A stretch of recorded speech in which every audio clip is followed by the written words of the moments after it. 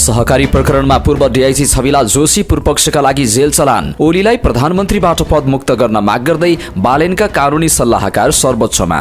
बालेनलाई स्वतन्त्र सांसद अमरेश कुमार सिंहको च्यालेन्ज, सक्छौ भने सिंह दरबार र संसद भवन भत्काएर देखाऊ। कांग्रेस नेत्री सुजाता कोइरालाको घोषणा। अब कांग्रेसको सभापति र प्रधानमन्त्री शेखर कोइराला। देउबाजीले पार्टी चलाउन सक्नु भएन, देश ओलीजीले हाँकिरहनु भएको छ। सरकारको काम कारबाही बारे शेखर असन्तुष्ट भने एमाले गरेका खराब कामहरू जनतामा लैजानुपर्छ। जागरण अभियानको तयारीमा जुट्न नेकपा माओवादी केन्द्रका अध्यक्ष पुष्पकमल दाहाल प्रचण्डको निर्देशन। एमाले नेतृत्वमा ओली रहन्जेल वामपन्थी एकता सम्भव नभएको प्रचण्डको जिकिर। प्रचण्डलाई एमाले सचिव योगेश भट्टराईको जवाफ। नेपाललाई कुनै विद्रोह आवश्यक छैन, एमाले संविधान खारेज गर्दैन। संविधान संशोधनका एजेन्डामा सबै दलहरूसँग सहमतिको प्रयास गर्ने जिकिर। अध्यादेशबाट देश चलाउने कुरा निरङ्कुशताको प्रस्थान बिन्दु हो। कांग्रेस नेता शेखर कोइरालाको टिप्पणी। प्रतिनिधि सभा बैठकमा राष्ट्रिय स्वतन्त्र पार्टीका सांसद विराज भक्त श्रेष्ठले भने विधेयक सरकारको आलोचक दमन गर्ने हतियार हुन सक्छ। सरकारले ल्याएको अध्यादेश सफल नहुने नेकपा माओवादी केन्द्रका उपमहासचिव वर्षमान पुनको भनाई। अध्यादेश संवैधानिक हो, अस्वीकार गर्नुको औचित्य छैन।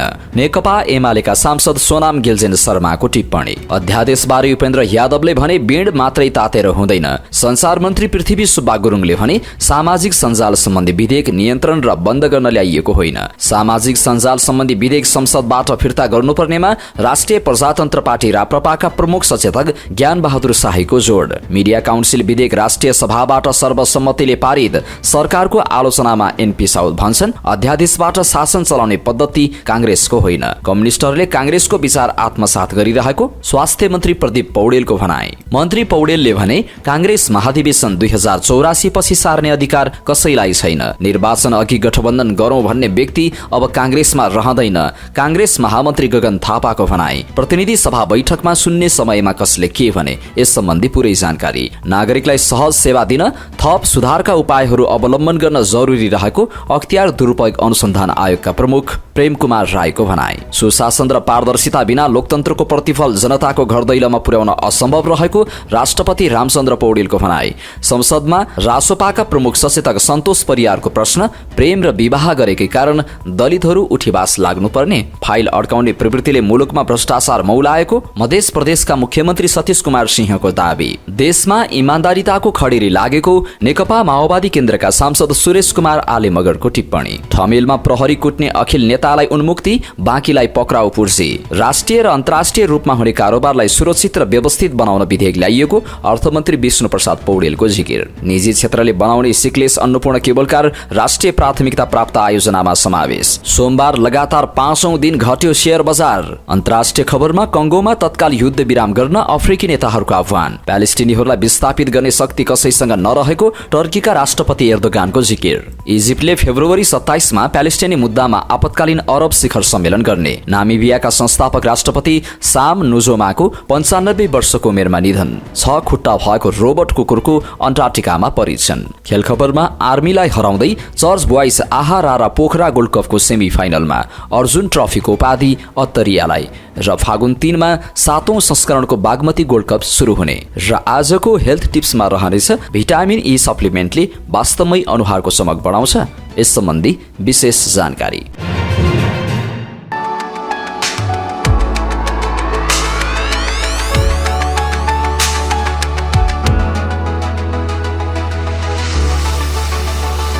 Let me in, Korean aesthetic for your beautiful life. दर्शक महानुभाव नमस्कार। समाचार पार्टी.com को न्यूज बुलेटिनमा यहाँलाई हार्दिक स्वागत छ। म रामशरण नेपाली। आज मिति 2081 माघ 29 गते मंगलबार, नेपाल सम्बत 1145 सन् 2025 फेब्रुअरी 11 तारिक, माघ शुक्ल पक्षको चतुर्दशी तिथि। आज पशुपतिनाथको छायाको दर्शन गर्ने दिन, विज्ञानमा महिला पहुँचको अन्तर्राष्ट्रिय दिवस र सुरक्षित इन्टरनेट दिवस पनि। सदाझै आज पनि हामी उपस्थित भएका छौं आजका मुख्य समाचार, ब्रेकिङ न्यूज, न्यूज अपडेट लगायत तपाईलाई काम लाग्ने हेर्नै पर्ने महत्त्वपूर्ण समाचार लिएर हामीलाई अन्तिमसम्म हेर्नुहोला। हाम्रो मेहनतको लागि यो भिडियोमा एउटा लाइक अवश्य गर्नुहोला। हाम्रो च्यानल अहिलेसम्म सब्स्क्राइब गर्नुभएको छैन भने सब्स्क्राइब गर्नुहोला अनि नजिकै आउने बेल आइकनमा क्लिक गर्नुहोला। देशभित्रबाट हेर्दै हुनुहुन्छ भने आफू रहेको गाउँ ठाउँ सहर जिल्लाको नाम लेख्नुहोला। विदेशमा हुनुहुन्छ भने कुन देशबाट हेर्दै हुनुहुन्छ त्यो कुरा तलको कमेन्ट बक्समा कमेन्ट गर्नुहोला। दैनिक रूपमा हेर्नुहुन्छ भने रेगुलर भनेर लेख्नुहोला। आज पहिलो पटक हेर्दै हुनुहुन्छ भने फर्स्ट टाइम भनेर लेखिदिनुहोला। आउनुहोस् दर्शक महानुभाव, आउनुहोस् आजका मुख्य समाचार सुरु गरौं। सहकारी ठगी प्रकरणमा पूर्व डीआईजी छविलाल जोशी पूर्वपक्षका लागि जेल चलान, यस सम्बन्धी प्रसंगबाट। जिल्ला अदालत रूपन्देहीले सहकारी ठगी प्रकरणमा पूर्व डीआईजी छविलाल जोशीलाई पूर्वपक्षका लागि थुनामा पठाउने आदेश दिएको छ। सोमबार न्यायाधीश वशिष्ठ कुमार घिमिरेको इजलासले जोशीलाई पूर्वपक्षका लागि थुनामा पठाउने आदेश दिएको अदालतका श्रेष्ठदार यज्ञमूर्ति ग्याउलीले जानकारी दिए। पछि ठहरे बमोजिम हुने गरेर अहिलेलाई थुनामा पठाउने आदेश भएको छ। ग्याउलीले भने जोशी सोमबार नै अदालतमा उपस्थित भएका थिए। उनको थुनसेक बहसपछि अदालतको आदेश आएको हो। रूपन्देहीको सुप्रिम सहकारीको रकम गोर्खा मिडिया नेटवर्कमा लगेर अपचलन गरेको भन्दै जोशी सहित रवि लामिछाने, गोर्खा मिडिया नेटवर्कका अध्यक्ष गीतेन्द्र बाबु जीवी राई लगायत विरुद्ध रूपन्देहीमा मुद्दा दर्ता भएको थियो। यसअघि रूपन्देही जिल्ला अदालतले राष्ट्रिय स्वतन्त्र पार्टीका सभापति लामिछानेलाई 1 करोड रुपियाँ धरोटीमा रिहा गर्न आदेश दिएको थियो। जोशी गोर्खा मिडियाका तत्कालीन उपाध्यक्ष एवं सञ्चालक हुनु भने लामिछाने प्रबन्ध निर्देशक हुन्। जोशीसँग यसअघि सूर्यदर्शन सहकारीको रकम अपचलन मुद्दामा कास्की जिल्ला अदालतले 88 लाख रुपियाँ र काठमाडौँको स्वर्णलक्ष्मी सहकारीको रकम अपचलन मुद्दामा काठमाडौँ जिल्ला अदालतले 50 लाख धरोटी माग्ने आदेश गरेको थियो।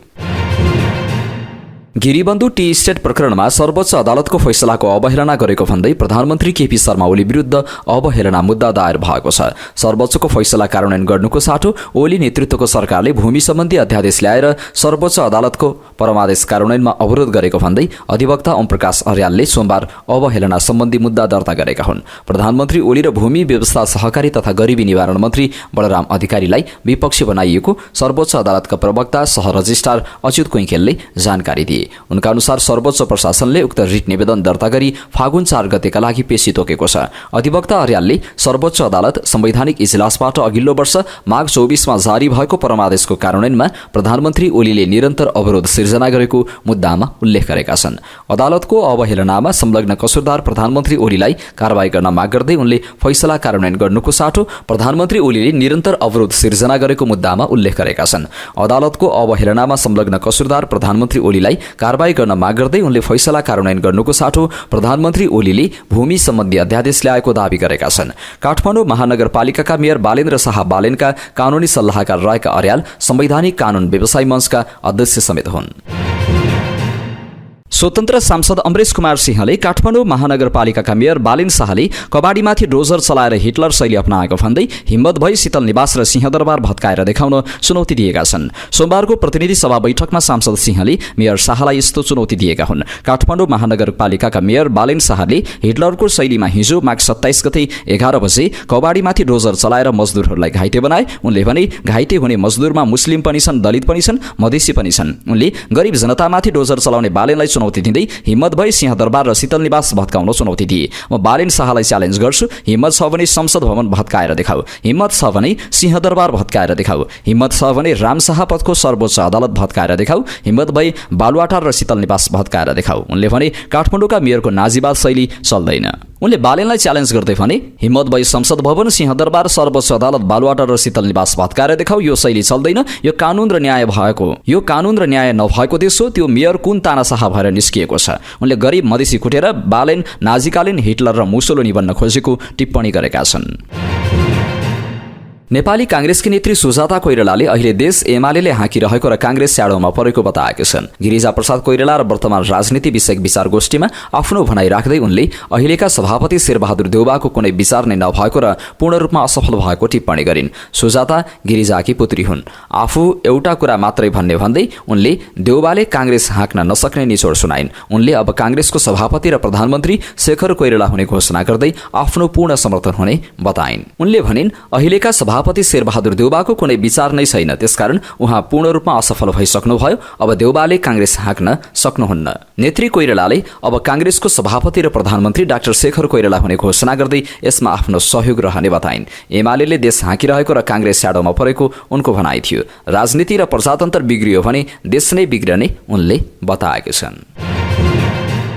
नेपाली कांग्रेसका वरिष्ठ नेता शेखर कोइरालाले एमाले नेतृत्वको सरकारको आलोचना गरेका छन्। उनले एमाले गरेका गलत कामहरूलाई कांग्रेसले जनतामा लैजानुपर्ने समेत बताएका छन्।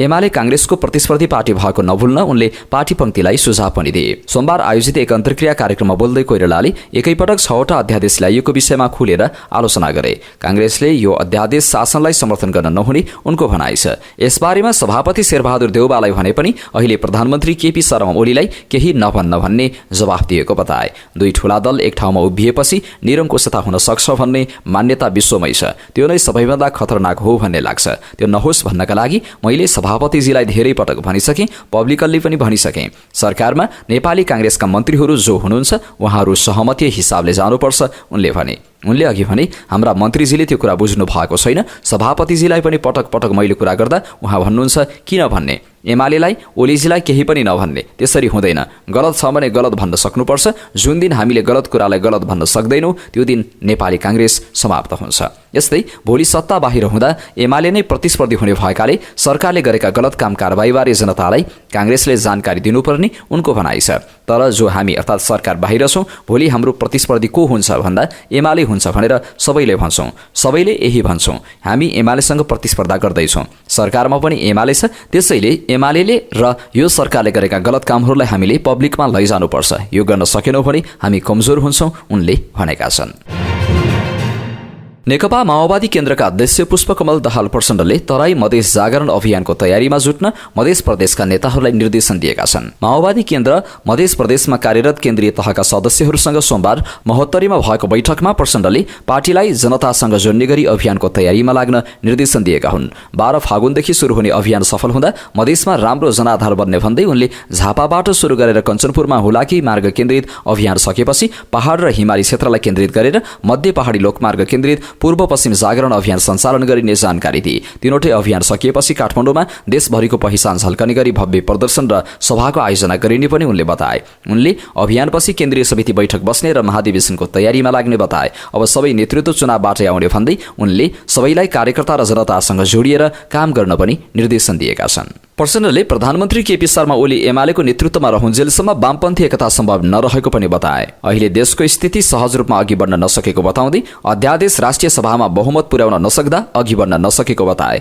उनले जनता समाजवादी पार्टीले आफ्नो मुद्दा छोडेर समर्थन नगरेको खण्डमा अध्यादेश राष्ट्रिय सभाबाट पारित नहुने जिकिर गरे। उनले 2/3 सरकार अध्यादेशको बाटोमा जानु नै गलत रहेको बताए। उनले भने अहिले स्थिति त्यति सहज भइरहेको छैन। सदन सुरु भएको छ, सदनमा अध्यादेश प्रस्तुत भएका छन् तर ती रोकिएका छन्। तपाईहरूले राष्ट्रिय सभाको स्थिति बुझिराख्नु भएकै होला। त्यहाँ अहिले अगाडि बढ्न सकिरहेको स्थिति छैन। सरकारले जसरी एउटा गलत नियतले सदन बोलाउनु पर्ने बेलामा अध्यादेश ल्यायो, प्रक्रियाको दृष्टिकोण र कतिपय सारको दृष्टिकोणले पनि भूमि सम्बन्धी विषय जसरी ल्याइएको छ त्यसको उद्देश्य गलत देखिएको छ। त्यस विषयमा पनि सदनमा मैले स्पष्टसँग भनेको छु, हाम्रो ध्यान मधेसको जनतालाई सङ्गठित र परिचालित गर्ने कुरामा केन्द्रित हुन्छ।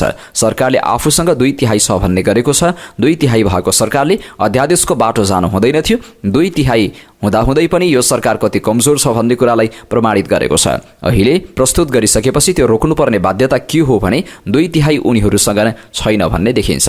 राष्ट्रिय सभामा बहुमत पुर्याउन पनि कठिन छ। बाहिर जसरी चिजहरू आइरहेको छ, जनता समाजवादी पार्टीको जसपाले भूमि सम्बन्धी अध्यादेशको विधि प्रक्रियाका बारेमा अडिनु भएको छ। उहाँहरू अडिनुहुन्छ। उहाँहरूले आफ्नो अडान छोड्नु भएन भने राष्ट्रिय सभाबाट अध्यादेश पारित नहुने स्थिति बन्दैछ। एमालेको नेतृत्वमा केपीजी रहँदासम्म नेपालको कम्युनिस्ट एकता, वामपन्थी एकता सम्भव छैन। माओवादी केन्द्रका अध्यक्ष पुष्पकमल दाहाल प्रचण्डले ओली संविधान खारेज गर्ने पक्षमा रहेको अभिव्यक्तिको नेकपा एमालेका सचिव योगेश भट्टराईले जवाफ फर्काएका छन्। प्रतिनिधि सभाको बैठकपछि सञ्चारकर्मीहरूसँग कुरा गर्दै उनले एमाले संविधान बनाउने पार्टी भएकाले सुदृढ गर्ने पक्षमा रहेको बताएका छन्। सोमबार जनकपुर विमानस्थलमा पत्रकारहरूसँग कुरा गर्दै प्रचण्डले मुलुकमा प्राप्त परिवर्तनका साथै संविधान नै खारेज गर्ने पक्षमा प्रधानमन्त्री ओली रहेको आरोप लगाएका थिए। त्यसको जवाफ दिँदै भट्टराईले भने एमाले र कांग्रेस संविधान खारेज वा च्यात्ने नभई संरक्षण गर्ने पक्षमा छन्। हामी सबै दलको समर्थन जुटाएर 2084 को निर्वाचन अघि नै संशोधन गर्छौं। अहिले आन्तरिक गृह कार्य सुरु भइसकेको छ। एमाले सचिव समेत रहेका सांसद भट्टराईले नेपालमा अब कुनै विद्रोह नचाहिने पनि बताए। उनले भने नेपालका अब कुनै विद्रोह आवश्यक छैन, अब क्रान्ति गर्छु, विद्रोह गर्छु, आन्दोलनमा जान्छु भन्ने कुरा इमोसनल ब्ल्याकमेलिङ हो, त्यसको कुनै अर्थ छैन। नेकपा एमालेका सचिव योगेश भट्टराईले संविधान संशोधनका एजेन्डामा सबै दलहरूसँग सहमतिको प्रयास गरिने बताएका छन्। सोमबार प्रतिनिधि सभा बैठकपछि संसद भवन परिसरमा सञ्चारकर्मीहरूसँग कुराकानी गर्दै उनले यस्तो बताएका हुन्। सोमबार प्रतिनिधि सभा बैठकपछि संसद भवन परिसरमा सञ्चारकर्मीहरूसँग कुराकानी गर्दै उनले यस्तो बताएका हुन्। उनले 2 दलीय कार्यदलले संविधान संशोधनका एजेन्डा तय गर्ने बताए। उनले कार्यदलले तय गरेका एजेन्डाहरूमा संसदमा रहेका सबै पार्टीहरूलाई सहमत हुने गरी अगाडि बढाइने बताए। संविधान निर्माणमा महत्त्वपूर्ण भूमिका खेलेका सबै दलहरूसँग छलफल र सहमति गरेर मात्र संविधान संशोधन गरिने बताए। उनले कांग्रेस र एमाले संविधानको रक्षा गर्दै संशोधन योग्य कुराहरूमा सुधार गर्न प्रतिबद्ध रहेको बताए। उनले भने हामीले सहमतिको दोस्रो बुँदामा नै संविधानको पुनरावलोकन गर्दै आवश्यकता अनुसार संविधान संशोधन गर्न भनेका छौं। संविधान संशोधन संवैधानिक बाटोबाट हुन्छ। 2 पार्टीको बीचमा एजेन्डाहरू तय हुन्छन्। यसका लागि कार्यदलले काम गर्छ र ती एजेन्डाहरूमा संसदमा भएका सबै दलहरूसँग हामी छलफल गर्छौं। छलफलको क्रममा सबै सहित सहमति लिने हामी कोसिस गर्छौं। संविधान निर्माणमा मूलतः माओवादी केन्द्र, एमाले र कांग्रेसको भूमिका छ। मधेस केन्द्रीय दलहरूको पनि भूमिका छ। अहिले संविधानको सर्वस्वीकार्यता पनि बढेको छ। यो संविधानप्रति हाम्रो लगाव छ। संविधानका कतिपय प्रावधानहरू संशोधन योग्य छन्। त्यसलाई हामी संशोधन गर्नको लागि यही संसदमा ल्याउँछौं। नेपाली कांग्रेसका नेता डाक्टर शेखर कोइरालाले अध्यादेशबाट देश चलाउने कुरा निरङ्कुशताको प्रस्थान बिन्दु भएको बताएका छन्। सोमबार भक्तपुरमा आयोजित जेपी फाउन्डेसनको कार्यक्रममा बोल्दै उनले यस्तो बताएका हुन्। नेपाली कांग्रेसको संस्कार अध्यादेशबाट देश चलाउने नभएको उनको भनाइ छ। अहिले के भइरहेको छ? अध्यादेशबाट देश चलाउने कल्चर नै होइन नेपाली कांग्रेसको। डेमोक्रेसीमा भरसक हामीले संसदबाटै नियम, कानून, ऐनहरू बनाइकन अगाडि जानुपर्ने हुन्छ। उनले भने हामीले संसद छलेर जान खोज्यौं भने काम लाग्दैन। 2/3 बहुमत छ, छल्नुपर्ने जरुरत नै छैन। उनले राष्ट्रिय सभामा बहुमत नपुगेकाले सांसदहरूसँग गम्भीर छलफल गरेर टुङ्ग्याउनु पर्नेमा पेलेर गएको भन्दै आपत्ति जनाए। उनले गिरिजा प्रसाद कोइराला हुँदा यस्ता विषय छलफलबाटै टुङ्ग्याइएको इतिहास रहेको पनि बताए। अपर हाउसका सांसदहरूसँग कुरा गरेर मिलाइसक्नुहुन्थ्यो। त्यो क्षमता भएको व्यक्ति गिरिजा प्रसाद कोइराला हुनुहुन्थ्यो। अध्यादेशबाट देश चल्ने भनेको निरङ्कुशताको प्रस्थान बिन्दु हो। उनले भने हुन त नेपाली कांग्रेस र एमालेको सरकार बन्नुपर्छ भनेर भन्ने पहिलो व्यक्ति मै हो। ओलीजीसँग 2-4 राउन्ड कुरा गरिसकेको थिएँ, त्यसपछि भनेको हो। उनले अध्यादेश सरकार चल्नै नसक्ने अवस्था भए मात्रै ल्याउनु पर्ने बताएका छन्। राष्ट्रिय स्वतन्त्र पार्टीका सांसद विराज भक्त श्रेष्ठले सामाजिक सञ्जाल विधेयकका नाममा सरकार आलोचकहरू र नागरिकलाई जेलमा हाल्ने अभियानमा रहेको पनि आरोप लगाए। सोमबार बसेको प्रतिनिधि सभाको बैठकको विशेष समयमा बोल्दै उनले भने कि हामीसँग यति धेरै जेल छन् जहाँ सामाजिक सञ्जाल विधेयक पास भएपछि थुनेर राख्न सकियोस्। सरकार खुद्रे कुरामा लाखौं करोडौं जरिवानाको मूल्य ल्याउँदैछ। उनले भने सरकार नागरिकलाई व्रत बोल्दै हुनुहुन्छ भनेर धम्की दिइरहेको छ। के झुटो आश्वासन दिने, भ्रम फैलाउने, असम्भव कुरालाई पूरा हुन्छ भनेर बाचा गर्नेहरूलाई चाहिँ उन्मुक्ति दिने हो। उनले यो विधेयक न्यायका लागि भन्दा आलोचकको मुख थुन्न ल्याउन लागि पनि बताए। के यो विधेयक साँच्चीकै न्यायका लागि हो कि के का लागि हो? यो विधेयक सरकारको आलोचक दमन गर्ने हतियार हुन सक्छ। उनले भने यदि कानून सबैका लागि हो भने शक्ति र सत्ताबाट झुट बोल्नेहरू पहिलो कारबाहीको सूचीमा हुनुपर्छ। रासोपा नेता श्रेष्ठले गंगालाल र धर्मभक्तले लडेको अभिव्यक्ति स्वतन्त्रताको लडाईँ अहिले सङ्कटमा पर्न लागेको पनि बताए। गंगालाल र धर्मभक्तले लडेको अभिव्यक्ति स्वतन्त्रताको लडाईँ अहिले कुन बैलगाडाको चक्का खुस्किएर अड्किएको हो मैले बुझ्न सकेको छैन। उनले भने सरकार त्यो बैलगाडाको चक्का लुकाउन खोज्दैछ। उता नागरिकहरू कृष्णसेन इच्छुको कविता गुनगुनाइरहेका छन्। नेकपा माओवादी केन्द्रका उपमहासचिव तथा सांसद वर्षमान पुनले सरकारले ल्याएको अध्यादेश सफल नहुने बताएका छन्। सोमबार प्रतिनिधि सभाको बाहिर सञ्चारकर्मीहरूसँग कुरा गर्दै उनले कतिपय कानूनहरू आवश्यक भए पनि नियमित प्रक्रियाबाट नहुँदा फेल हुने गरेको बताएका हुन्। उनले भने यदि कानून बनाउने हो भने आवश्यक हो भने हिउँदे अधिवेशन समयमै बोलाएर सरकारले विधेयक ल्याओस्। कानून बनाउन हामी सहयोग गर्छौं भनेका थियौं। ढिलै भए पनि संसद बोलाइएको छ, तर नियमित प्रक्रियाबाट कानून बनाओस्, त्यसमा छलफल गरौँला। कतिपय कानूनहरू पनि आवश्यक छन्। स्वाभाविक कुरा हो, जसपाले संसदलाई छल्ने, प्रतिनिधि संस्थालाई कमजोर बनाउनेमा जसपाले सहयोग गर्छ जस्तो लाग्दैन। भूमि सम्बन्धी, वन सम्बन्धी ऐनहरूमा अध्यादेश मार्फत संशोधन भएको छ, तर यसभन्दा पहिला ल्याएको सरकारको अध्यादेश पनि अरूहरूले नै फेल नै गरेका थिए। यसपटक सरकारले ल्याएको अध्यादेश फेल हुने अवस्थामा पुगेको छ। साथै उनले सहयोग गर्ने कुरा स्वाभाविक भए पनि जसपाले संसदलाई छल्ने, प्रतिनिधि संस्थालाई कमजोर बनाउनेमा सहयोग नगर्ने बताएका छन्। नेकपा एमालेका सांसद सोनाम गेल्जेन शेर्पाले अध्यादेश संवैधानिक भएकाले अस्वीकार गर्नुको कुनै कारण नरहेको बताएका छन्। आइतबारको राष्ट्रिय सभाको बैठकमा बोल्दै उनले यस्तो बताएका हुन्। उनले अध्यादेश संवैधानिक व्यवस्था भएकाले सबैले स्वीकार गर्नुपर्ने बताए। उनले आफूलाई पाएक पर्दा स्वीकार्ने, पाएक नपर्दा अस्वीकार गर्ने प्रवृत्तिलाई निरुत्साहित गर्न जरुरी रहेको बताएका छन्। विगतमा अध्यादेश आफ्नो स्वार्थका लागि आएको भन्दै अहिले स्वार्थ केन्द्रित अध्यादेश नभएको बताए। उनले जनताको हितमा लगानी मैत्री वातावरण बनाउन, सुव्यवस्थित समाज निर्माणका लागि अध्यादेश ल्याइएको बताए। उनले भने अध्यादेश संवैधानिक व्यवस्था हो, संवैधानिक व्यवस्था सबैले स्वीकार्नुपर्छ। हामी संवैधानिक व्यवस्थालाई स्वीकार्ने अधिकार लिने, तर आफूलाई पाएक पर्दा स्वीकार्ने, पाएक नपर्दा अस्वीकार गर्ने जुन किसिमको हाम्रो प्रवृत्ति छ त्यसलाई निरुत्साहित गर्नुपर्छ। अध्यादेश विगतमा पनि आएका थिए, तर विगतमा आफ्नो स्वार्थका लागि अध्यादेश ल्याइएको थियो। जस्तो पार्टी फुटाउने, पार्टी फुटाइसकेपछि आफ्नो स्वार्थ पूरा भइसकेपछि फेरि अध्यादेश निष्क्रिय बनाउने गरिएको थियो। तर वर्तमान सरकारले अध्यादेश जनताको हितमा ल्याएको छ, लगानी मैत्री बनाउन, सुव्यवस्थित समाज निर्माणका लागि ल्याएको छ। उनले द्रुत गतिमा संसदमा काम गर्न नसकी देशलाई अग्रगति दिन नसकिने बताएका छन्। जनता समाजवादी पार्टी नेपालका अध्यक्ष उपेन्द्र यादवले अध्यादेशबारे निर्णय लिनका लागि पहिला सम्बन्धित पक्षबाट चासो हुनुपर्ने बताएका छन्। बिहिबार संसद भवन परिसरमा सञ्चारकर्मीसँग कुराकानी गर्ने क्रममा उनले आफूहरूले समयमै अध्यादेशबारे निर्णय लिने जिकिर गरे। हामी समयमा निर्णय गर्ने हो, सरकारले नै कार्यसूचीबाट हटाइसकेपछि तात्ने तातेन भने बिँड तताएर के हुन्छ, उनले सञ्चारकर्मीको प्रश्नको जवाफमा भने। उनले यही प्रसङ्गलाई अझै प्रश्न पार्दै भने ट्रेन आएपछि नै सिग्नल दिने हो, हरियो झण्डा ट्रेन आउने बेलामा मात्रै देखाइन्छ। सरकारले हिउँदे अधिवेशन सुरु हुनुभन्दा अगाडि ल्याएका 6वटा अध्यादेश संसदमा निर्णयार्थ प्रस्तुत हुन सकेको छैन। प्रतिनिधि सभामा सत्तारूढ दलको प्रष्ट बहुमत भए पनि राष्ट्रिय सभामा छैन। सोही कारण सरकारले अध्यादेश प्रस्तुत गर्न सकेको छैन। राष्ट्रिय सभामा निर्णायक देखिएको जसपा नेपालले अध्यादेशको पक्ष र विपक्षमा मतदान गर्ने बारे निर्णय लिइसकेको छैन।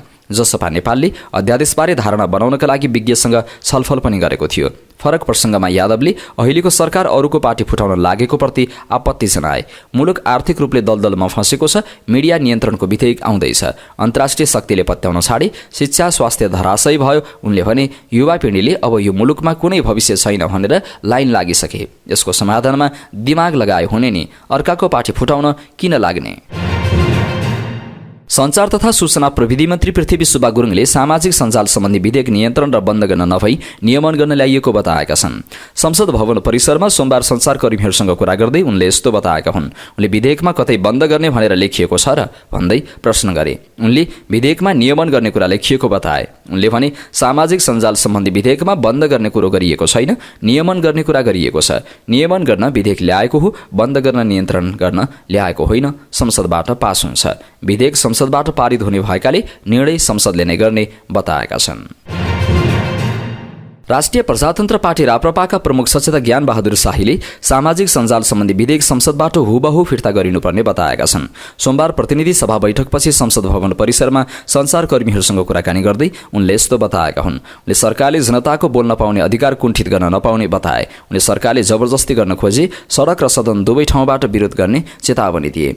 सामाजिक सञ्जाल मार्फत हुने अपराध न्यूनीकरणका लागि साइबर क्राइम जस्ता कानुनहरू विद्यमान रहेको उल्लेख गर्दै यो विधेयक पेश गर्नुको कुनै तुक नरहेको उनले बताए। उनले भने सामाजिक सञ्जाल विधेयकको कामै छैन, हुबहु फिर्ता लैजानुपर्छ। जसले कसैले लाइक कमेन्ट सेयर गर्ने बित्तिकै जेल हाल्ने हो। 2007 सालमा नेपालमा रेडियो खोलिएको हो। गोरखापत्रको स्थापना त राणाकालमा भएको हो। सक्रिय पञ्चायतको बेला मुलुकमा टेलिभिजन खोलिएको छ। बोल्न पाउने अधिकारलाई ओलीले कुण्ठित गर्न सक्छन् जस्तो लाग्छ। यदि त्यसो भयो भने संसद र सडकबाट विरोध हुन्छ। त्यो विधेयक पेश गर्ने आवश्यकता नै छैन। अहिले पनि हामीसँग साइबर क्राइमको ऐन छ। ओली सरकारले गलत गरेको कुरा कसैले लाइक गर्यो, कमेन्ट गर्यो भने कारबाही हुने रे। जय जयकार गर्नको लागि त गतिलो काम गर्नु पर्यो नि। मिडिया काउन्सिल विधेयक 2080 राष्ट्रिय सभाबाट सर्वसम्मतिले पारित भएको छ। सोमबार बसेको राष्ट्रिय सभाको बैठकले मिडिया काउन्सिल विधेयक 2080 पारित गरेको हो। बैठकमा सञ्चार तथा सूचना प्रविधि मन्त्री पृथ्वी सुब्बा गुरुङले पारित गर्न प्रस्ताव पेश गरे। बैठकमा राष्ट्रिय सभा अध्यक्ष नारायण प्रसाद दाहालले मिडिया काउन्सिल विधेयक 2080 राष्ट्रिय सभाबाट सर्वसम्मतिले पारित भएको घोषणा गरे। राष्ट्रिय सभाको अर्को बैठक फागुन 4 गते आइतबार बस्ने गरी स्थगित भएको छ। नेपाली कांग्रेसका नेता एनपी साउदले अहिले सरकार हुँदा प्रतिस्पर्धा र सहकार्य सँगै गर्नुपर्ने भएकाले चुनौती रहेको बताएका छन्। गिरिजा प्रसाद कोइराला र वर्तमान राजनीति विषयक विचार गोष्ठी कार्यक्रममा बोल्दै उनले कांग्रेसले आफ्नो मूल्य मान्यता बिर्सन नहुने बताएका छन्। उनले भने, हाम्रो मुख्य मान्यता द्विदलीय होइन, बहुदलीय हो। हाम्रो राष्ट्रपतीय होइन, संसदीय पद्धति हो। हाम्रो पद्धति अध्यादेशबाट मात्रै शासन चलाउने होइन। 2 अधिवेशनको बीचमा आवश्यक परे मात्रै अध्यादेश ल्याउने, तर सामान्य अवस्था संसदबाट नै कानून बनाउनुपर्छ भन्ने हो। उनले आर्थिक सुधार र सुशासन दिनको लागि अध्यादेश नभई कानूनै बनाउँदा राम्रो हुने बताए। कांग्रेस नीतिगत रूपमा अलमलिन नहुने साउदको भनाइ थियो। उनले थपे, यो सरकारको केही उद्देश्य छ। 2/3 सरकार हो। मुलुकको समस्या समाधान गर्नुपर्छ। जनताका निराशा र कार्यकर्ताको आशा अपेक्षालाई एकतिर पन्छाएर हामी 2084 सम्म सरकारमा रहिरहन्छौँ। त्यसकारण हामीले जनताको कुरा अलि कम सुन्दा पनि हुन्छ भन्ने मानसिकताले सरकारमा गएका मान्छेहरू अलमलिन्छन् कि भनेर निरन्तर दबाव छ। स्वास्थ्य तथा जनसङ्ख्या मन्त्री प्रदीप पौडेलले कम्युनिस्टहरूले नेपाली कांग्रेसको विचार आत्मसात गरिरहेको बताएका छन्। सोमबार गिरिजा प्रसाद कोइराला र वर्तमान राजनीतिक विषयक विचार गोष्ठी कार्यक्रममा बोल्दै उनले कांग्रेस कम्युनिस्टको विचारमा गयो भन्ने टिप्पणी भइरहेको भन्दै उनले कम्युनिस्टहरूले चाहिँ कांग्रेसको विचार आत्मसात गरेको प्रश्न पारे। उनले भने, नेपाली कांग्रेस पार्टी नेपालको राष्ट्रिय राजनीतिको विश्वविद्यालय हो। यही विश्वविद्यालयमा पढेर अरू नेताहरूले दल खोल्नुभयो, दलको नेता बन्नुभयो। मान्छेहरू भन्ने गर्छन् कांग्रेस कम्युनिस्टको विचार गर्यो, तर होइन, कम्युनिस्ट कांग्रेसको विचारमा आएको हो। नेपाली कांग्रेसको विचार कम्युनिस्टहरूले आत्मसात गरेका हुन्। त्यस्तै उनले कांग्रेसले जनताको पक्षमा काम गरेर देखाउन सत्तालाई महत्त्व दिइरहेको बताए। आज नेपालको राजनीतिमा प्रतिस्पर्धी शक्तिहरू परम्परागत संख्या सीमित नरहेको भन्दै आलोचनात्मक कोणबाट नभई अझै परिष्कृत हुन जरुरी रहेको बताएका छन्। प्रतिस्पर्धीसँगै हामी सत्तामा बसेको स्थिति छ। सत्तालाई विशेष महत्त्व दिएर गएका छौँ। जनताको पक्षमा काम गरेर देखाउन सत्तालाई महत्त्व दिएका छौँ। निर्वाचन प्रतिस्पर्धात्मक हुन्छ नै। आज नेपालको राजनीतिमा प्रतिस्पर्धी शक्तिहरू परम्परागत सीमित छन्। बढेको स्थिति र विभिन्न कोण प्रश्न उठाउने बढेर गएका छन्। त्यसैले आलोचनात्मक कोणबाट होइन, हामी अझै परिष्कृत हुन जरुरी छ।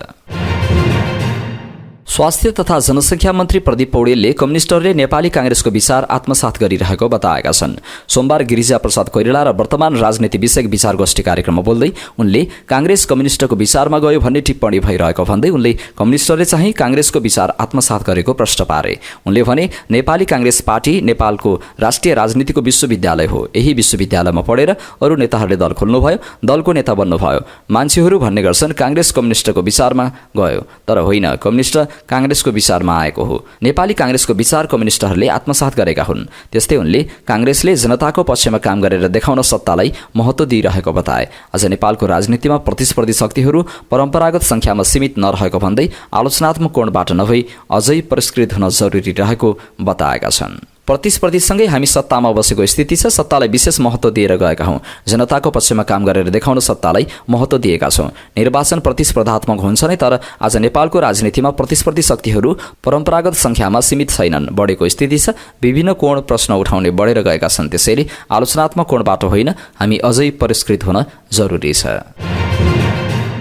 स्वास्थ्य तथा जनसङ्ख्या मन्त्री प्रदीप पौडेलले कांग्रेसको महाधिवेशन 84 पछि गरेर पार्टीमाथि वैधानिक सङ्कट पार्ने अधिकार कसैलाई नभएको बताएका छन्। सोमबार भक्तपुरमा आयोजित एक कार्यक्रमलाई सम्बोधन गर्दै उनले यस्तो बताएका हुन्। उनले 84 भन्दा पछाडि अधिवेशन गर्दा पार्टीको वैधानिक सङ्कट पैदा हुने दावी गरे। मन्त्री पौडेलले कुनै पनि तहको निर्वाचन हुनुभन्दा 1 वर्ष अगाडि अधिवेशन समयमै सम्पन्न हुन नै सबैभन्दा राम्रो रहेको बताए। 2084 मा उपयुक्त पुर्याउने अधिकार कसैलाई नभएको उनको भनाइ थियो। कांग्रेस अहिलेका नेताहरू मात्रै सत्तामा बस्नको लागि बनेको बताए। कांग्रेस पछिल्लो पुस्ताका लागि लोकतन्त्रको पहरेदार शक्तिको रूपमा सधैँ स्थापित हुनुपर्ने मन्त्री पौडेलले बताएका छन्। उनले भने, 84 अधिवेशन पुर्याउने अधिकार कसैलाई छैन। यो पार्टी हामी मात्रै सत्तामा बस्नका लागि होइन, पछिल्लो पुस्ताका लागि लोकतन्त्रको पहरेदार शक्तिको रूपमा सधैँ स्थापित हुनुपर्छ। 2083 सालभित्रै अधिवेशन हुन्छ। मन्त्री पौडेलले नेपाली कांग्रेस नेपाली राजनीतिको विश्वविद्यालय भएको बताएका छन्।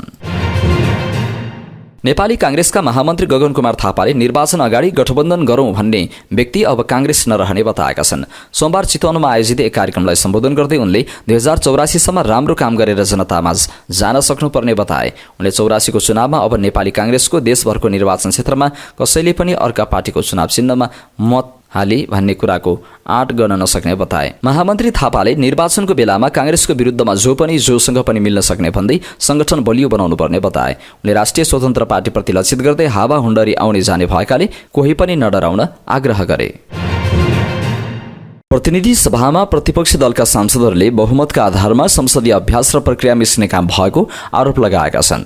प्रतिनिधि सभाको सोमबारको बैठकमा उनीहरूले संसदीय समितिले सर्वसम्मतिबाट पारित गरेको विधेयकलाई व्यवस्था गरी बहुमतका आधारमा पारित गरेको भन्दै आपत्ति जनाएका हुन्। विधायन सम्बन्धमा व्यवस्था गर्न बनेको विधेयक संसदीय समितिबाट पारित भए पनि संशोधन हाल्नुले गलत नजिर स्थापना भएको नेपाल कम्युनिस्ट पार्टी माओवादी केन्द्र र राष्ट्रिय स्वतन्त्र पार्टी रासोपाका सांसदहरूले आपत्ति जनाए। बैठकको शून्य समयमा नेकपा माओवादी केन्द्रका संसदीय दलका प्रमुख सचेतक हितराज पाण्डेले विधायन विधेयक 2081 मा संख्याको बलमा विधेयक पारित गरेर संसदलाई नै कमजोर बनाएको आरोप लगाए। रासोपा सांसद सोभिता गौतमले समितिबाट आएका हरेक प्रतिवेदनमाथि सरकारले फेरि संशोधन राख्न पाउने नजिर स्थापना भएकोमा आपत्ति जनाइन्।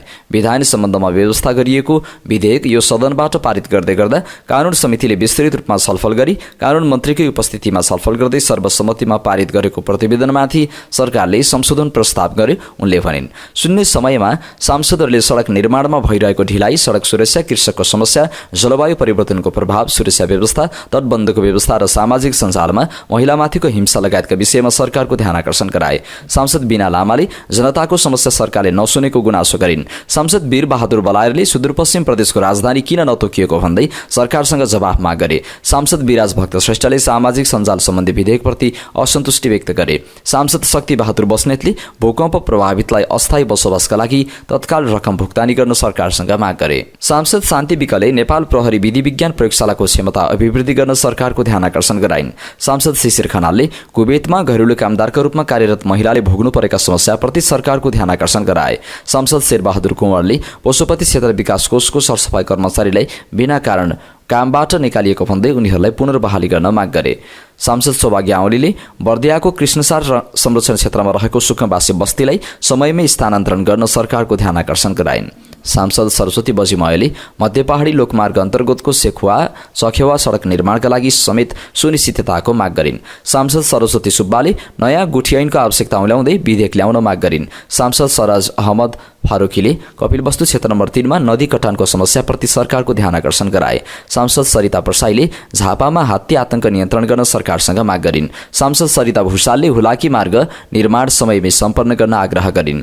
सांसद सोनी मवाग्लेले आबुखैरेनी पोखरा सडक विस्तारसँगै सडक दुर्घटना बढिरहेको तर्फ सचेत गराए। सांसद शान्तिदेवी चौधरीले कृषकलाई समयमै मल र पानी उपलब्ध गराउन माग गरिन्। सांसदहरू सीता कुमारी राणा, सीता मिजार, सुनिता बराल, सुशीला सिरपाली ठकुरी, सुरेन्द्र राज आचार्य, सुशीला श्रेष्ठ, सूर्य कुमार श्रेष्ठ, सूर्य प्रसाद ढकाल, सूर्यमान तामाङ दोङ, संगीता मण्डल धानुक, संजय कुमार गौतम, हर्कमाया विश्वकर्मा, हरि ढकाल, हितबहादुर तामाङ, हेवराज राई, ज्ञानेन्द्र बहादुर कार्की, ज्ञानु बस्नेत सुवेदी र शिव नेपालीले जनसरकारका विभिन्न विषयमा सभामुख मार्फत सरकारको ध्यानाकर्षण गराएका छन्। अख्तियार दुरुपयोग अनुसन्धान आयोगका प्रमुख आयुक्त प्रेम कुमार राईले नागरिकलाई सहज र सरल सेवा दिने सम्बन्धमा थप सुधारका उपायहरू अवलम्बन गर्न आवश्यक रहेको बताएका छन्। सोमबार अख्तियार दुरुपयोग अनुसन्धान आयोगको 34औं स्थापना दिवसको अवसरमा आयोजित कार्यक्रममा बोल्दै उनले यस्तो बताएका हुन्। उनले सूचना प्रविधिको उपयोगको विस्तार गरौं, सार्वजनिक सेवा प्रवाहलाई अनुमान योग्य, सरल, सुलभ र व्यवस्थित बनाउने नेपाल सरकारको प्रयास भए पनि यातायात, मालपोत, नापी, राहदानी, वैदेशिक रोजगार, अध्यागमन लगायतका संघीय कार्यालयहरूको सेवा प्रवाह अपेक्षा अनुरूप प्रभावकारी हुन नसकेको बताए। उनले प्रदेश सरकार र स्थानीय सरकारबाट प्रदान गर्ने सेवा जटिल र खर्चिलो हुन गई जनताले सहज र सरल सेवा प्राप्त गर्न नसकिरहेको अवस्था रहेको बताए। उनले आयोगमा परेका उजुरीहरूको विश्लेषण गर्दा सार्वजनिक खरिद तथा निर्माणको सन्दर्भमा आवश्यकता र उचितताको पहिचान नगरी बजेट विनियोजन गर्ने, खरिद योजना बिना नै खरिद कार्य गर्ने, मिलेमतोमा आयोजना छनौट गर्ने, कार्यक्रमले सम्पन्न नगरी भुक्तानी दिने, अनुदानको दुरुपयोग गर्ने, नागरिक बडापत्रको पालना नगर्ने, सेवा प्रवाहमा बिचौलियाको प्रवेश हुने, सेवा प्रवाहलाई अवरुद्ध गराउने, मिलेमतोमा अनियमितता गर्ने जस्ता प्रवृत्ति देखिएको बताए। उनले भने सूचना प्रविधिको उपायको विस्तार गरी सार्वजनिक सेवा प्रवाहलाई अनुमान योग्य, सरल, सुलभ र व्यवस्थित बनाउने नेपाल सरकारको प्रयास भए पनि यातायात, मालपोत, नापी, राहदानी, वैदेशिक रोजगार, अध्यागमन लगायतका संघीय कार्यालयहरूको सेवा प्रवाह अपेक्षा अनुरूप प्रभावकारी हुन सकेको छैन। साथै प्रदेश सरकार र स्थानीय सरकारबाट प्रदान गर्ने सेवा झन जटिल र खर्चिलो हुन गई जनताले सहज र सरल सेवा प्राप्त गर्न नसकिरहेको उनको भनाइ छ। अत नागरिकलाई सहज र सरल सेवा दिने सम्बन्धमा थप सुधारका उपायहरू अवलम्बन गर्न आवश्यक देखिएको छ। उनले सुशासन प्रवर्धनका लागि सचेतना बढाउन आयोगले सुशासन सवाल लगायतका कार्यक्रमहरू नेपाल टेलिभिजनबाट प्रसारण गर्दै आएको जानकारी दिए। राष्ट्रपति रामचन्द्र पौडेलले सुशासन र पारदर्शिता बिना लोकतन्त्रको प्रतिफल जनताको घर दैलोमा पुर्याउन नसकिने बताएका छन्। सोमबार अख्तियार दुरुपयोग अनुसन्धान आयोगको 34औं स्थापना दिवसको अवसरमा आयोजित कार्यक्रमलाई सम्बोधन गर्दै राष्ट्रपति पौडेलले नागरिकको जीवनस्तरमा गुणात्मक सुधार गरी जनताको विकास र सुशासनप्रतिको उच्च आकांक्षालाई पूरा गर्दै देशको हित, कल्याण र अन्तर्राष्ट्रिय छविको लागि सदाचार, निष्पक्षता, पारदर्शिता एवं निर्भीकतालाई मूल मन्त्र बनाएर काम गर्नुपर्ने बताए। नीति, पद्धति, विधि र प्रवृत्तिगत सुधारका प्रयासलाई प्रभावकारी बनाएर अनुशासन, सदाचार प्रणालीको विकास गर्न आजको आवश्यकता भएको उल्लेख गरे। सत्ता शक्तिको अनावश्यक मोहले प्रक्रिया, पद्धति र प्रणालीको दुरुपयोग गरी मानिसलाई भ्रष्टाचारतर्फ प्रवेश गराउने उनले बताए। उनले सरकारी ढुकुटी र कार्यक्रमको दुरुपयोग सम्बन्धी विचलनलाई समयमै नियन्त्रण गर्न राज्य समेत र सधैँ चनाखो रहनुपर्ने बताए। कानुनी राज्यको स्थापना र सुशासनको प्रत्याभूति गराउनु राज्यको प्रमुख दायित्व भएको भन्दै आयोगले भ्रष्टाचारका प्रमुख जोखिमका बारेमा सार्वजनिक निकाय र पदाधिकारीलाई बोध गराई यसको नियन्त्रणमा अग्रणी भूमिका निर्वाह गर्न जरुरी रहेको राष्ट्रपति पौडेलको भनाइ छ। राष्ट्रिय स्वतन्त्र पार्टी रासपाका प्रमुख सचेतक सन्तोष परियारले राजनीतिक दलसँग दलित समुदायको विश्वास टुटिसकेको बताएका छन्। प्रतिनिधि सभाको जारी बैठकको आकस्मिक समयमा उनले सरकारले संविधान पनि नमानेको र दलित समुदायलाई हरेक वर्ष घातक र विक्षिप्त बनाइरहेको बताए। उनले भने यो सदनमा मेरा सबै आदरणीय नेता हुनुहुन्छ। मार्क्सवादी आन्दोलनबाट खारिएका आएका, प्रजातान्त्रिक समाजवादबाट खारिएर आएका मसँगै देख्छु मेरा आदरणीय नेता छविलाल विश्वकर्मा, मसँगै देख्छु जीवन परियार जो मान्छे हुनलाई विश्वविद्यालयका कोठा कोठामा दौडिरहेको। यो राज्य संविधान मान्दैन कि दलित समुदायलाई हरेक वर्ष घातक बनाउँछ, विक्षिप्त बनाउँछ। राजनीतिक पार्टीसँग त हामीलाई विश्वास टुटिसक्यो। प्रमुख सचेतक परियारले जातीय विभेद विरुद्ध सरकारलाई ठोस कानून बनाएर समाधान दिएर जवाफ दिनका लागि सभामुख मार्फत सरकारको ध्यानकर्षण गराए। उनले भने सम्मानित सदनमा हरेक वर्ष दलित समुदायमाथि हुने हिंसक हत्या, जातीय विभेदका विरुद्ध सरकारलाई ठोस कानून बनाएर समाधान दिएर जवाफ दिन म सभामुख मार्फत यो नम्र निवेदन गर्न चाहन्छु। म विषय नकर्सी टीआर विश्वकर्मालाई माओवादी जनयुद्धमा शहीद भएको त्यो सार्कीको एउटा बालक छोरो दिलबहादुर रम्तेललाई सम्झिरहेको छु। सर्लाहीको अन्तर्जातीय विवाहमा राज्य संयन्त्रले नै दमन गरेको भन्दै उनले भने व्यवस्था परिवर्तन गर्यौं, संविधान निर्माण गर्यौं, तर आज हरेक वर्ष दलित समुदायले अन्तर्जातीय विवाह गरेकै कारण मारिनुपर्ने, प्रेम गरेका कारण दलित समुदाय घरवास उठीवास लाग्नुपर्ने अनि राज्यका संयन्त्र, राज्यका संस्थान दलितका अधिकार कुल्चन र दलितलाई मान्छे नहुन दिनका लागि प्रयोग हुनुपर्ने। उनले दलित समुदायका नागरिकलाई मान्छे हुन नदिन राज्यका संयन्त्रहरू परिचालन गरिएको आरोप लगाए। सोमबारको प्रतिनिधि सभाको बैठकलाई सम्बोधन गर्दै परियारले राज्यले संविधान विपरीत दलित समुदायमाथि दमन र अन्याय गरिरहेको आरोप लगाएका हुन्। मध्य प्रदेशका मुख्यमन्त्री सतीश कुमार सिंहले कानुनी अधिकारीहरूले कानुनसम्मत रूपमा काम नगरी फाइल अड्काउने प्रवृत्तिले मुलुकमा भ्रष्टाचार मौल्याएको बताएका छन्। अख्तियार दुरुपयोग अनुसन्धान आयोगको 34औं स्थापना दिवसको अवसरमा आयोगको बर्दिवास कार्यालयद्वारा जनकपुर धाममा आयोजित कार्यक्रममा उनले यस्तो बताएका हुन्। जनताको स्वास्थ्यसँग खेलबाड गर्ने स्वास्थ्य संस्थामाथि प्रदेश सरकारले कारबाही अघि बढाएको जानकारी दिए। मुख्यमन्त्री सिंहले नेपालका विभिन्न ऐन तथा कानुनका कारण प्राकृतिक स्रोतको सही सदुपयोग हुन नसकेको उल्लेख गरेका छन्। नेकपा माओवादी केन्द्रका सांसद सुरेश कुमार आले मगरले देशमा इमान्दारिताको खडेरी लागेको बताएका छन्। आइतबारको राष्ट्रिय सभा बैठकमा बोल्दै उनले देशमा इमान्दारिता आवश्यक रहेको बताए। उनले देशलाई अगाडि बढाउन र समृद्धि ल्याउन उद्योग धन्दा, कल कारखाना विकास हुनुपर्नेमा जोड दिए। तर नेपालमा कल कारखाना, उद्योग धन्दाहरूलाई हतोत्साही गर्ने प्रवृत्ति देखा परेको उनको भनाइ थियो। उनले भने इमान्दारिताको खडेरी यो देशमा परेको छ। इमान्दारी चाहियो, देशलाई अगाडि बढाउने हो भने, निश्चित रूपमा समृद्धि ल्याउने हो भने निश्चित रूपमा उद्योग धन्दा, कल कारखाना विकास हुनुपर्दछ। तर हाम्रो देशमा त्यस्तो भएको छैन। ठमेलमा प्रहरीमाथि कुटपिट गर्ने अखिल नेता कमलराज जोशीलाई उन्मुक्ति दिएको छ। यही घटनामा संलग्न अन्य 5 जना विरुद्ध भने पक्राउ पूर्जी जारी गरिएको छ। नेकपा एमालेको विद्यार्थी संगठन अडेरा सोबियुको स्थायी कमिटी सदस्य रहेका जोशी सहितको समूहले गत बिहीबार ड्युटीमा खटिएका प्रहरीलाई कुटपिट गरेको थियो। घटनामा संलग्न रहेको आरोपमा 5 जना विरुद्ध पक्राउ पूर्जी जारी हुँदा जोशीलाई किन उन्मुक्ति दियो भन्ने प्रश्न उठेको छ। आइतबार मात्रै प्रहरीमाथि आक्रमण गरेको आरोपमा ताप्लेजुङको फुङलिङ नगरपालिका घर भएका 26 वर्षीय दिनेश सिगदेल र डडेलधुराको गन्याबधुरा गाउँपालिका 5 का 22 वर्षीय रमेश फुलारा पक्राउ परेका थिए। अमृत साइन्स क्याम्पस अस्कलमा अध्ययनरत दुवैजना नेकपा एमालेको विद्यार्थी संगठनमा आबद्ध छन्। पक्राउ परेका दुवैजना विरुद्ध जिल्ला प्रशासन कार्यालय काठमाडौँबाट अभद्र व्यवहारको कसुरमा 5 दिनको म्याद लिएर अनुसन्धान अघि बढाइएको जिल्ला प्रहरी परिसर काठमाडौँका एसपी तथा प्रवक्ता अपिल राज बोहराले बताए। पक्राउ परेका दुईजना बाहेक नवीन ऐली, सौजन्य शाही र गोपाल बहादुर शाही विरुद्ध पनि पुर्जी जारी भएको छ। पक्राउ पुर्जी जारी भएका 5 जनासँगै रहेका जोशी विरुद्ध भने पक्राउ पुर्जी जारी भएको छैन। सरकारले निजी क्षेत्रको लगानीमा बन्ने सिक्लेस अन्नपूर्ण केबल कार आयोजनालाई राष्ट्रिय प्राथमिकता प्राप्त आयोजनामा समावेश गरेको छ। राष्ट्रिय योजना आयोगको 24 माघमा बसेको बैठकले उक्त आयोजनालाई राष्ट्रिय प्राथमिकता प्राप्त आयोजनामा समावेश गर्ने निर्णय गरेको हो। आयोगका अनुसार संघीय मामिला तथा सामान्य प्रशासन मन्त्रालयले कास्कीको मादी गाउँपालिका वडा नम्बर 1 र 2 मा बन्ने प्रस्ताव गरिएको 6.416 किलोमिटर लम्बाइको सिक्लेस अन्नपूर्ण केबल कार आयोजनालाई राष्ट्रिय प्राथमिकता प्राप्त आयोजनामा समावेश गर्न आयोगमा अनुरोध गरेको थियो। आयोजनालाई वन क्षेत्रको जग्गा भोका अधिकारका लागि यस्तो आयोजनामा समावेश गरिएको समेत आयोगले जनाएको छ। यो आयोजनालाई औद्योगिक व्यवसाय ऐन 2076 ले नियमन गर्ने र सोही अनुसार केबल कारलाई राष्ट्रिय प्राथमिकता प्राप्त उद्योगमा वर्गीकरण गरिएको समेत आयोगको भनाइ छ।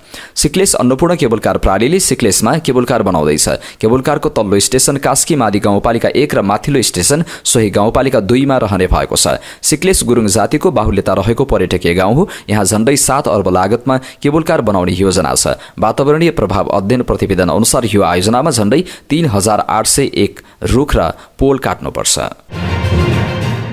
उप प्रधानमन्त्री एवं अर्थमन्त्री विष्णु प्रसाद पौडेलले कुनै व्यक्ति तथा निकायबाट राष्ट्रिय तथा अन्तर्राष्ट्रिय स्तरमा गर्ने कारोबारलाई सुरक्षित र व्यवस्थित बनाउनका लागि सुरक्षित कारोबार सम्बन्धी कानून संशोधन गरिएको बताएका छन्। सोमबार प्रतिनिधि सभाको बैठकमा विधेयकमाथि सांसदहरूका प्रश्न एवं जिज्ञासाहरूको जवाफ दिँदै मन्त्री पौडेलले यस्तो बताएका हुन्। उनले विश्वव्यापीकरण, आर्थिक उदारीकरण र सूचना प्रविधिमा आएको परिवर्तनले आर्थिक क्रियाकलापको प्रवृत्ति र पद्धतिमा समेत परिवर्तन आइरहेकाले सुरक्षित कारोबार ऐन संशोधन विधेयक ल्याउनु परेको बताए। सुरक्षित कारोबार ऐनले मूलतः चल सम्पत्तिको धितोमा हुने कारोबारलाई सुरक्षित, व्यवस्थित एवं प्रभावकारी बनाई चल सम्पत्ति उपरको दायित्व परिपालना गराउने उद्देश्य लिएको उनको भनाइ छ। उनले चल सम्पत्तिको धितोमा हुने कारोबारमा विश्वव्यापी रूपमा आएको परिवर्तन र साबिकको कानूनी व्यवस्थाको कार्यान्वयनबाट प्राप्त विश्लेषण सहितको आधारमा प्रस्तुत संशोधन विधेयक संशोधन गरिएको जानकारी गराए। सोमबार शेयर बजारको परिसूचक नेप्से 10.98 अङ्क घटेको छ। सो कमीपछि नेप्से 2677 अङ्कमा कायम भएको छ। सोमबार सहित लगातार 5औं दिन बजार घटेको हो। बजार घट्दा कारोबार रकम पनि घटेको छ। अघिल्लो दिन 8 अर्ब 39 करोडको कारोबार भएकोमा सोमबार 6 अर्ब 96 करोडको कारोबार भयो। 77 कम्पनीको मूल्य बढ्दा 161 को घट्यो भने 6 को स्थिर रह्यो। 2 सेक्टर अन्य र व्यापार बढे। अन्य 0.23 र व्यापार 0.10% बढे। बैंकिङ 0.17, विकास बैंक 0.21, फाइनान्स 1.23, होटल तथा पर्यटन 0.17, हाइड्रोपावर 0.76, लगानी 0.45, जीवन बीमा 0.61, उत्पादन 2.07, माइक्रो फाइनान्स 0.27% घटे। निर्जीवन बीमा स्थिर रह्यो। न्यायाधि, हाइड्रोपावर र गार्डियन माइक्रोलाइफ इन्स्योरेन्सको मूल्य 10% बढ्यो। त्यस्तै नेपाल रिपब्लिक मिडियाको 8.84 तथा सप्तकोशी विकास बैंकको 6.43% मूल्य बढ्यो। बोटलर्स नेपाल बालाजु र उपकार लघुवित्तको मूल्य 10% घट्यो। सुपर मादी हाइड्रोपावरको 8.24, सामुदायिक लघुवित्तको 8.10, अपर लोहोरी खोलाको 6.25% मूल्य घट्यो।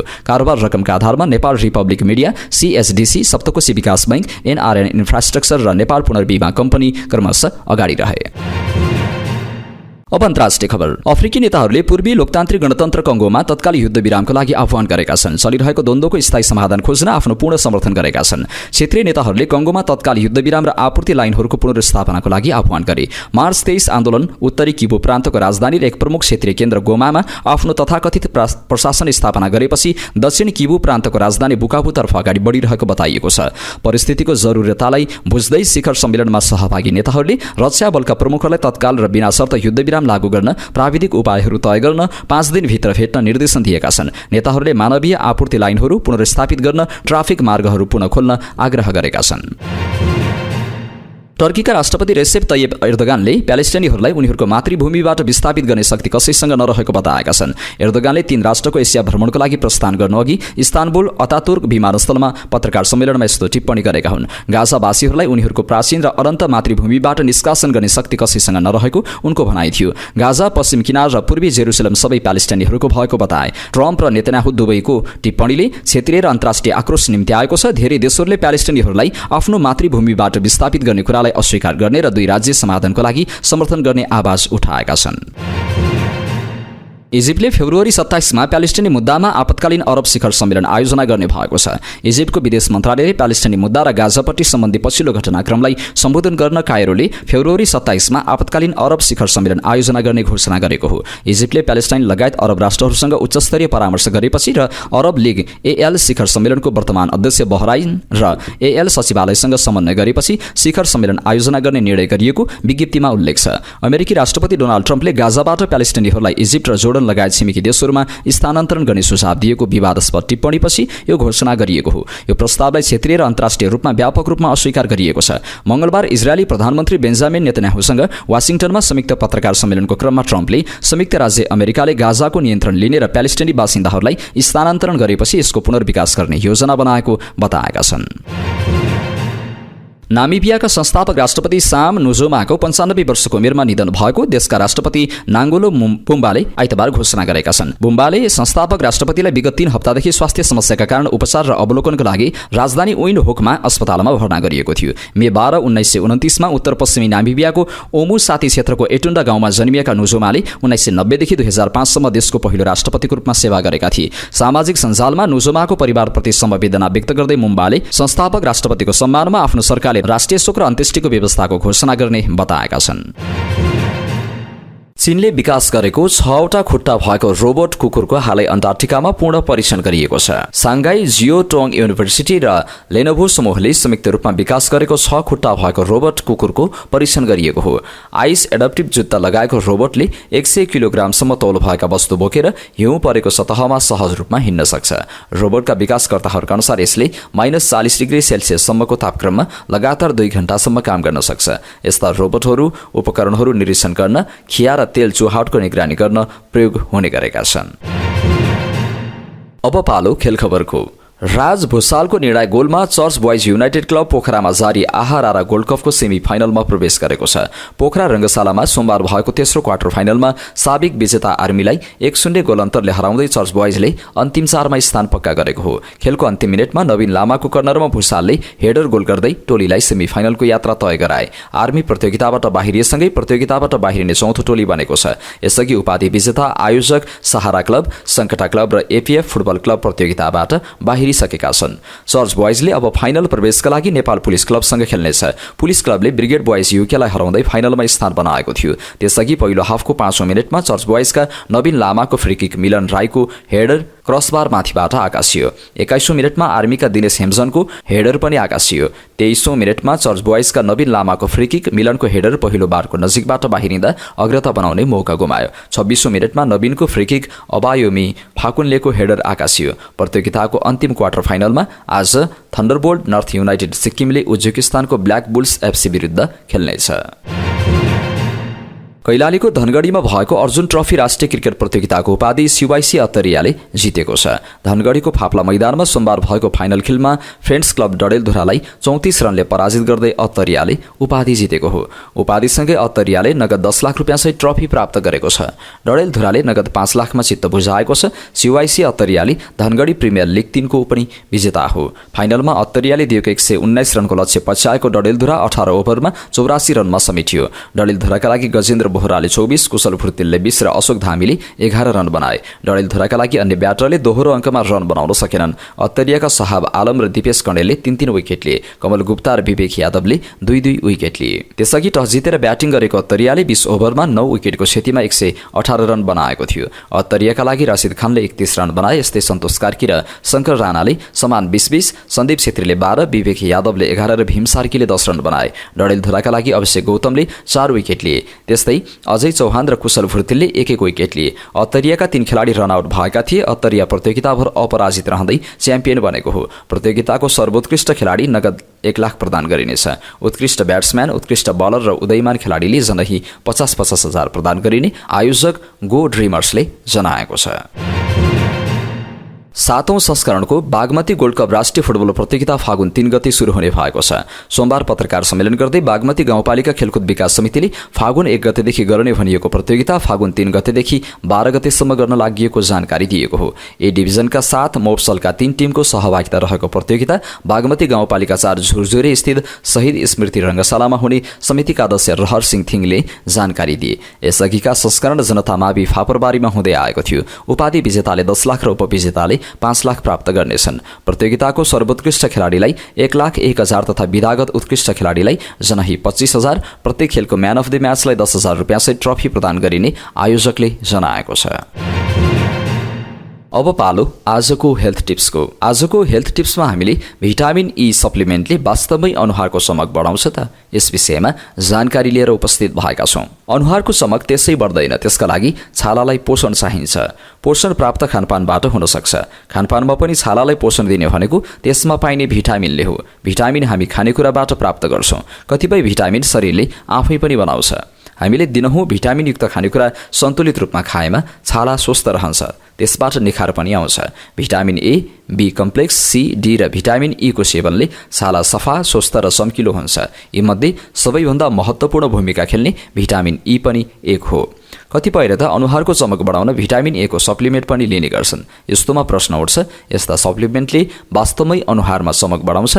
भिटामिन ईले कसरी छालालाई राम्रो पार्छ वा जथाभावी खाँदा साइड इफेक्ट त हुँदैन? भिटामिन ई एक प्रकारको बोसोमा घुलिने एन्टिअक्सिडेन्ट हो जसको काम 8 फरक फरक रूप हुन्छन्। यी अलग अलग रूपले शरीरको संयन्त्रसँग मिलेर अनेकौं काम गर्छन्, जस्तो कि शरीरका कोशिकाहरूलाई हानिकारक अणुहरूबाट जोगाउँछ। कोशिकाहरूले एक अर्कासँग प्रतिक्रिया जनाउनका लागि भिटामिन ई को उपयोग गर्छन्। यसले शरीरको रोग प्रतिरोधात्मक क्षमतालाई बलियो बनाएर राख्छ। यसले कोलेस्टेरोल नियन्त्रणमा राख्न प्रमुख भूमिका खेल्छ।